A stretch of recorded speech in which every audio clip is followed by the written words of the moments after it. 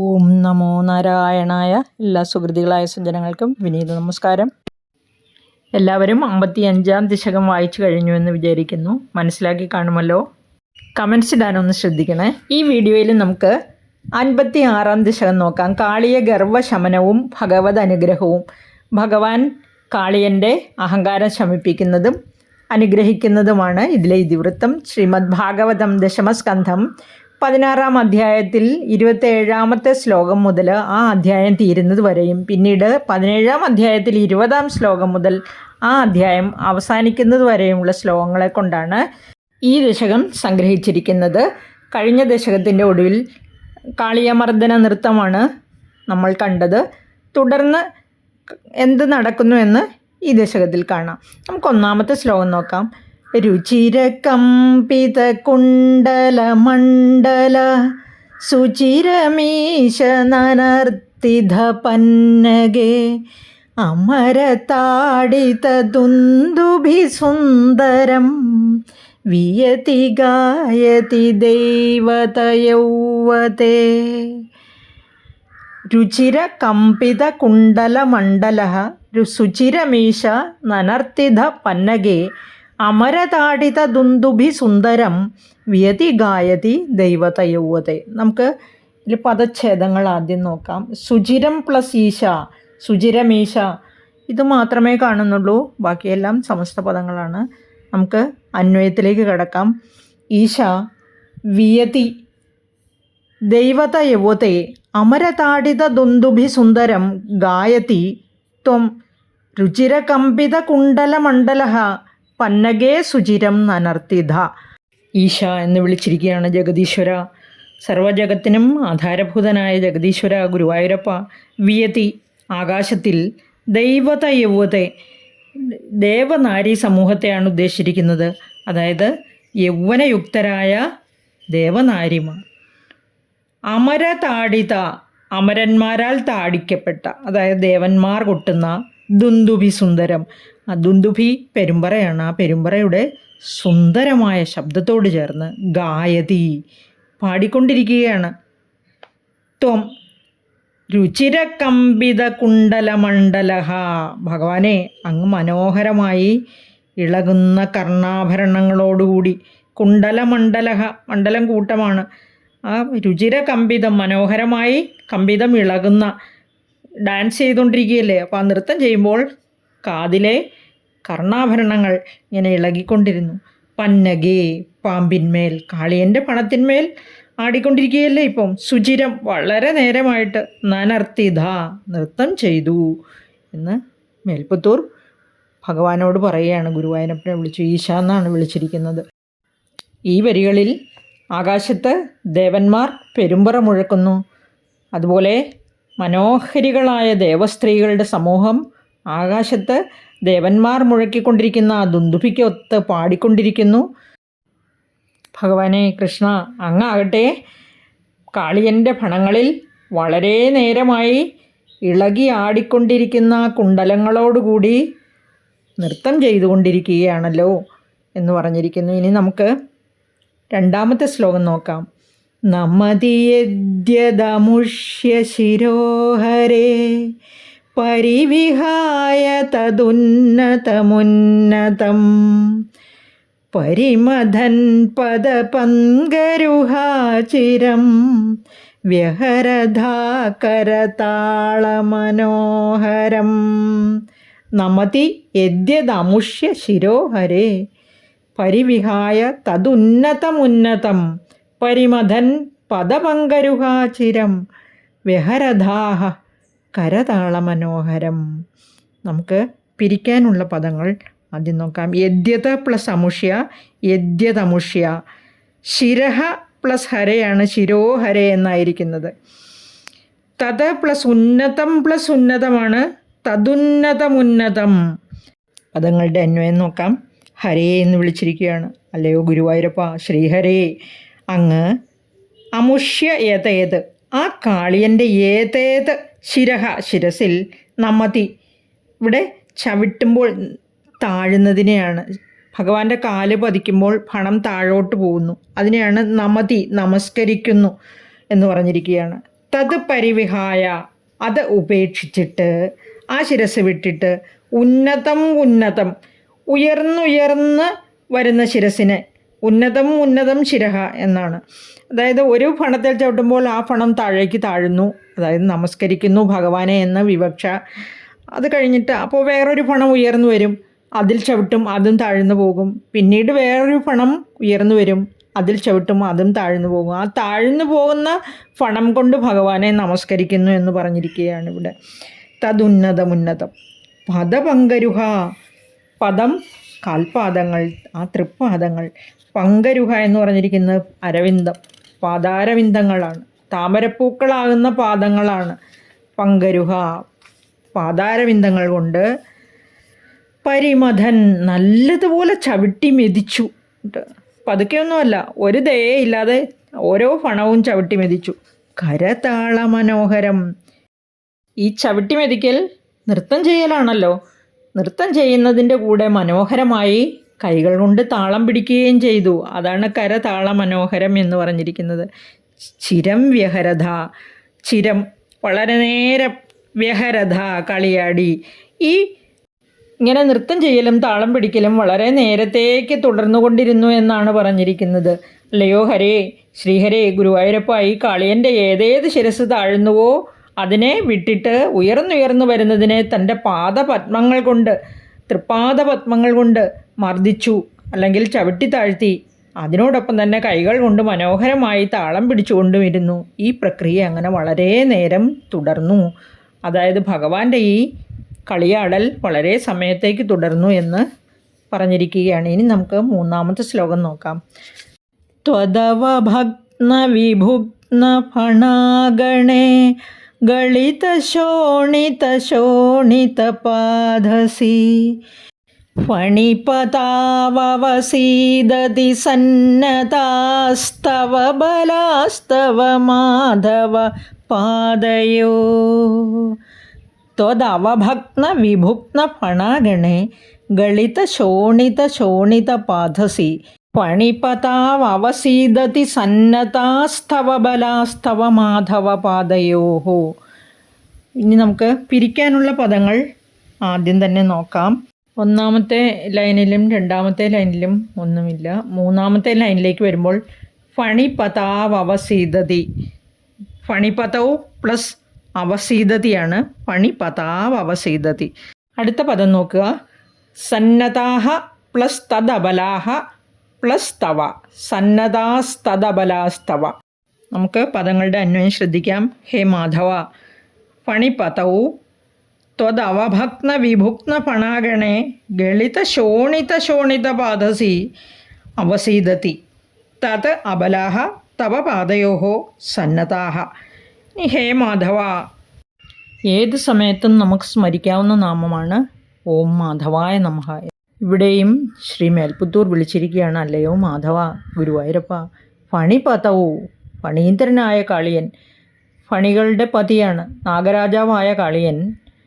ത്വത് അവഭഗ്ന, അവഭഗ്ന ഓടിച്ചത്, വിഭുഗ്ന മടങ്ങിയത്, ഒടിഞ്ഞു മടങ്ങി, ഫണാഗണേ ഫണങ്ങളുടെ കൂട്ടം, അങ്ങയാൽ ചവിട്ടി മെതിക്കപ്പെട്ട് മർദ്ദിച്ച് ഒടിഞ്ഞു മടങ്ങിയ എല്ലാ ഫണസമൂഹങ്ങളും ഒന്നിനു പുറകെ ഒന്നായി ഓരോ ഫണങ്ങളിലും ചവിട്ടിക്കൊണ്ടിരിക്കുകയല്ലേ. ചവിട്ടുന്ന ഫണങ്ങൾ താഴ്ന്നു പോകുന്നു, അപ്പോൾ അടുത്തത് ഉയർന്നു വരും, അതിൽ ചവിട്ടുന്നു. അങ്ങനെ ചവിട്ടി മെതിച്ച് ഒടിഞ്ഞു മടങ്ങി ഓരോ ഫണത്തിൽ നിന്നും ഇങ്ങനെ രക്തം ഒഴുകിക്കൊണ്ടിരുന്നു. അതാണ് ശോണിത പാദസി എന്ന് പറഞ്ഞിരിക്കുന്നത്. ഗളിതം ഒഴുകിയ ശോണിത പാദസി. കാളിന്തിയിലെ ജലമാകെ ഈ ഫണങ്ങളിൽ നിന്ന് ഒഴുകിയിറങ്ങിയ രക്തം കൊണ്ട് ചുവപ്പ് നിറമായി തീർന്നു. അവസീദതി, അവൻ തളർന്നുപോയി. ഫണിപതിയായ കാളിയൻ തളർന്നുപോയി. തത് അബലാഹ, അവൻ്റെ പത്നിമാർ, ഇവിടെ പത്നിമാരെയാണ് അബലാഹ എന്ന് പറഞ്ഞിരിക്കുന്നത്. തവ പാദയോഹോ, അങ്ങയുടെ പാദങ്ങളിൽ, തവ നിൻ്റെ എന്നാണ് നമ്മൾ ബഹുമാന സൂചകമായിട്ട് അങ്ങയുടെ പാദങ്ങളിൽ, തൃപ്പാദങ്ങളിൽ, സന്നതാഹ നമസ്കരിച്ചു, ശരണം പ്രാപിച്ചു. കാളിയൻ്റെ ഈ ദുരവസ്ഥ കണ്ടിട്ട് കാളിയൻ ഇങ്ങനെ ചവിട്ടി മെതിക്കപ്പെട്ട അവശനായി തീരുന്നത് കണ്ടപ്പോൾ കാളിയൻ്റെ പത്നിമാർ, ഒന്നല്ല അനേകായിരം പത്നിമാരുണ്ട്, കാളിയൻ്റെ പത്നിമാരെല്ലാവരും വന്ന് ഭഗവാന്റെ തൃപ്പാദങ്ങളിൽ ശരണം പ്രാപിക്കുന്നു. ഈ ശ്ലോകത്തിൽ നാഗപത്നിമാർ ലക്ഷ്മി വല്ലഭനായ പത്നി സമേതനായ ഭഗവാനെയാണ് സ്മരിക്കുന്നത്. അടുത്ത ശ്ലോകത്തിൽ അവരുടെ സ്തുതിയാണ്, നാഗപത്നിമാരുടെ സ്തുതിയാണ്. ദശമസ്കന്ധത്തിൽ 16-ാം അധ്യായത്തിൽ 33-ാമത്തെ ശ്ലോകം മുതൽ 53-ാമത്തെ ശ്ലോകം വരെ ഈ നാഗപത്നിമാരുടെ പ്രാർത്ഥനയാണ്. നമുക്ക് 4-ാമത്തെ ശ്ലോകം നോക്കാം. അയിപുരൈവ ചിരായ പരിശ്രുത ത്വദനുഭാവവിലീന ഹൃദോഹിതാഃ മുനിഭിരപ്യനവാപ്യപഥൈസ്തവൈർനുനുപുരീശ ഭവന്തമയന്ത്രിതം. അയി പുരൈവ ചിരായ പരിശ്രുത ത്വദനുഭാവവിലീന ഹൃദോഹിതാഃ മുനിഭിരപ്യനവാപ്യപഥൈഃ സ്തവൈർനുനുപുരീശ ഭവന്തമയന്ത്രിതം. നമുക്ക് പിരിക്കാനുള്ള പദങ്ങൾ ആദ്യം നോക്കാം. ഫസ്റ്റ് ലൈനിൽ പുരൈവ, പുര പ്ലസ് ഏവ പുരൈവ. സെക്കൻഡ് ലൈനിൽ ഹൃദഃ പ്ലസ് ഹി ഹൃദോഹി. ഇനി അടുത്ത ലൈനിലേക്ക് വരുമ്പോൾ മുനിഭിഹി പ്ലസ് അപി പ്ലസ് അനവാപ്യപഥൈഹി, മുനിഭിരപ്യനവാപ്യപഥൈഹി.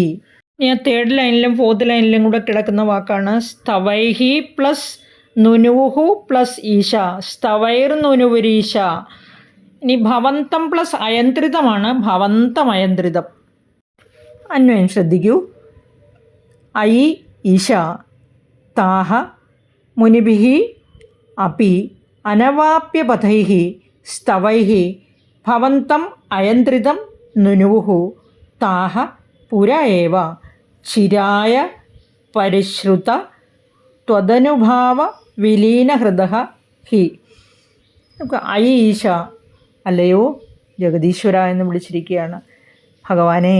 താഹ, ആ മുനിഭിഹി അപി അനവാപ്യപഥൈഹി, മുനിഭിഹി എന്ന് പറഞ്ഞിരിക്കുന്ന മുനിമാർ, അപി മുനിമാർക്ക് പോലും, അനവാപ്യപഥൈഹി മുനിമാർക്ക് പോലും അപ്രാപ്യമായ, അതായത് മുനിമാർക്ക് പാണ്ഡിത്യമുണ്ട്, അവർക്ക് യോഗവിദ്യകൾ അറിയാം, അവർ പാണ്ഡിത്യമുള്ളവരാണ്, ഭക്തിയുള്ളവരാണ്, വൈരാഗ്യമുള്ളവരാണ്.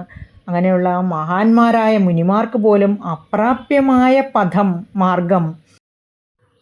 ഇവിടെ സ്തവൈഹി സ്തോത്രങ്ങളാൽ, ഭവന്തം അങ്ങയെ, അയന്ത്രിതം തുടർച്ചയായി, നുനുഹു സ്തുതിച്ചു, താഹ ആ നാഗഭാര്യമാർ, നാഗപത്നിമാർ, പുര ഏവ പണ്ട് തന്നെ, ചിരായ വളരെ കാലം, പരിശ്രുത, പരിശ്രുത എന്ന് പറഞ്ഞിരിക്കുന്നത് നല്ലവണ്ണം കേൾക്കാവുന്നത് എന്നാണ്.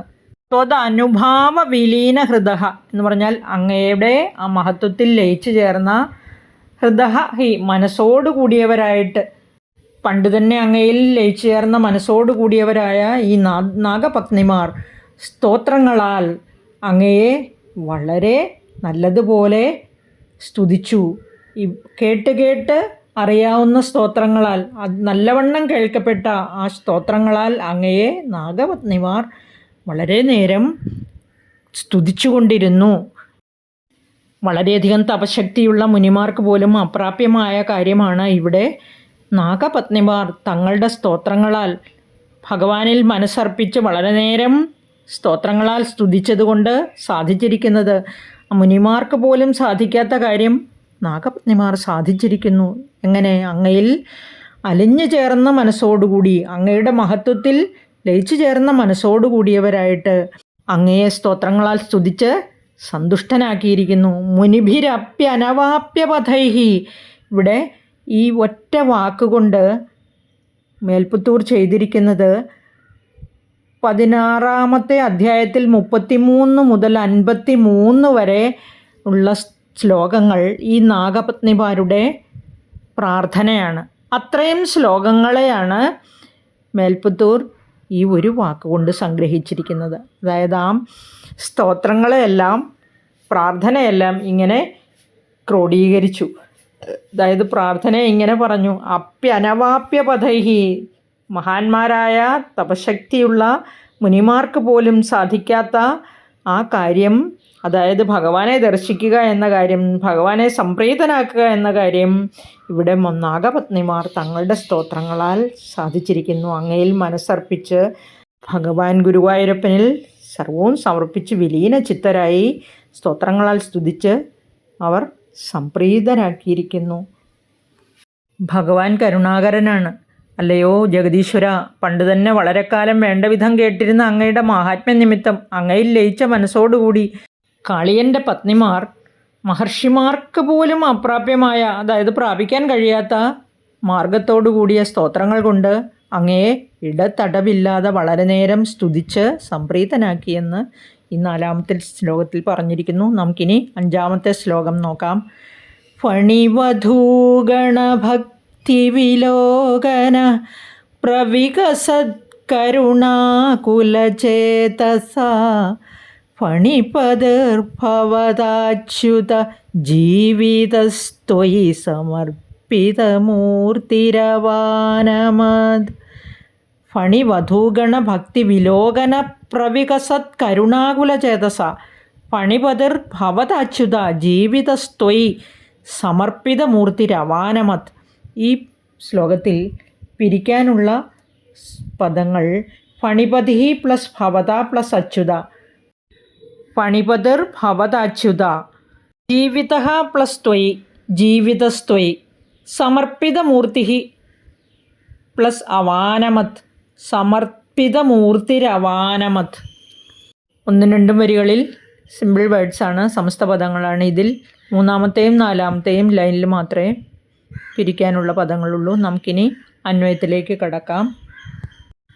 അച്യുത ഫണിവധൂഗണ ഭക്തി വിലോകന പ്രവികസത്കരുണാകുലചേതസ ഭവത ജീവിത ഫണിപതി ത്വയി സമർപ്പിതമൂർത്തി അവാനമത്. അച്യുത, അച്യുതിയില്ലാത്തവൻ, അനശ്വരനാണ് ഭഗവാൻ. അല്ലയോ അച്യുത എന്ന് ഭഗവാനെ വിളിക്കുകയാണ്. ഫണിവധൂഗണ ഭക്തി, ഫണി നാഗം, വധു ഭാര്യ, ഗണം കൂട്ടം. ആ കാളിയ പത്നിമാരുടെ ഭക്തിയെ കണ്ടിട്ട് അവരെല്ലാവരും ഒരുമിച്ചാണ് ഭഗവാനെ പ്രാർത്ഥിച്ചത്. അതുകൊണ്ടാണ് ഫണിവധൂഗണ ഭക്തി. ആ ഭക്തിയെ കണ്ടിട്ട്, വിലോകനം കണ്ടിട്ട്, പ്രവികസത് വർദ്ധിച്ചു വന്ന, കരുണാകുല ചേതസ കരുണ കൊണ്ട് ആകുലമായത് എന്ന് പറഞ്ഞ ഇവിടെ കരുണ കൊണ്ട് നിറഞ്ഞു, കരുണാർദ്ര മാനസനായി ഭഗവാൻ. ഭവത അങ്ങയാൽ, ജീവിത ജീവിപ്പിച്ചു എന്നാണ്. ഫണിപതി ആ കാളിയനെ വീണ്ടും ഭഗവാന്റെ മർദ്ദനമേറ്റ് വല്ലാതെ അവശനായി ജീവൻ പോകുന്ന അവസ്ഥ എത്തിയായിരുന്നു അല്ലേ. വെള്ളത്തിനടിയിൽ താഴ്ന്നു പോകുന്ന അവസ്ഥ വന്ന് ജീവിക്കില്ല എന്ന് കണ്ടപ്പോഴാണ് ഭക്തിമാരെല്ലാം കൂടി വന്ന് പ്രാർത്ഥിച്ച് ഭഗവാനെ സംപ്രീതനാക്കിയത്. ഇവിടെ ഫണിപതിയെ വീണ്ടും ജീവിപ്പിച്ചു. ത്വയി അങ്ങയാൽ, സമർപ്പിതമൂർത്തി അപ്പോൾ തിരിച്ചറിവുണ്ടായി. അങ്ങയിൽ അഭയം പ്രാപിച്ചിട്ട് ശരീരം സമർപ്പിച്ചവനായി. സമർപ്പിത മൂർത്തി, അങ്ങയിൽ ശരണം പ്രാപിച്ച അങ്ങയെ അവാനമത് നമസ്കരിച്ചു. ഇവിടെ നാഗപത്നിമാരുടെ പ്രാർത്ഥനയിൽ സംപ്രീതനായ ഭഗവാൻ കരുണാർദ്ര മനസ്സനായിട്ട് ആ നാഗപത്നിമാരുടെ പ്രാർത്ഥനയിൽ വളരെയധികം സംപ്രീതനായിട്ട് അതായത് മരണാസന്നനായ കാളിയനെ വീണ്ടും ജീവിപ്പിക്കുന്നു. ആ ജീവിതം തിരിച്ചു കിട്ടിയ കാളിയൻ അങ്ങയിൽ തൻ്റെ ശരീരം മുഴുവൻ സമർപ്പിച്ചു, അതായത് തന്നെ സമർപ്പിച്ച് നമസ്കരിച്ചു എന്നാണ് പറഞ്ഞിരിക്കുന്നത്. കാളിയൻ്റെ അഹങ്കാരമെല്ലാം ശമിച്ചു. ജീവിതം തിരിച്ചു കിട്ടിയപ്പോൾ ആദ്യം ചെയ്തത് തന്നെ ഭഗവാന് സമർപ്പിച്ച് നമസ്കരിക്കുകയാണ്. ഇപ്പോൾ എല്ലാ അഹങ്കാരവും തീർന്ന് എല്ലാം ഭഗവാനിൽ സമർപ്പിച്ച് ഭഗവാനെ നമസ്കരിച്ചു. അല്ലയോ കൃഷ്ണ ഗുരുവായൂരപ്പ. ഈ വീഡിയോയിൽ ഇത്രയും മതി. നമുക്ക് 6-ാമത്തെ ശ്ലോകം മുതൽ അടുത്ത വീഡിയോയിലൂടെ കേൾക്കാം. എല്ലാവരെയും ഭഗവാൻ അനുഗ്രഹിക്കട്ടെ. നന്ദി, നമസ്കാരം. ആദ്യമായാണ് ഈ ചാനൽ കാണുന്നതെങ്കിൽ സബ്സ്ക്രൈബ് ചെയ്യണം. അതുപോലെ വേണ്ടപ്പെട്ടവർക്കെല്ലാം ഷെയർ ചെയ്യാനും കമൻറ്റ്സ് രേഖപ്പെടുത്താനും മടിക്കരുത്. ഒരിക്കൽ കൂടി നന്ദി.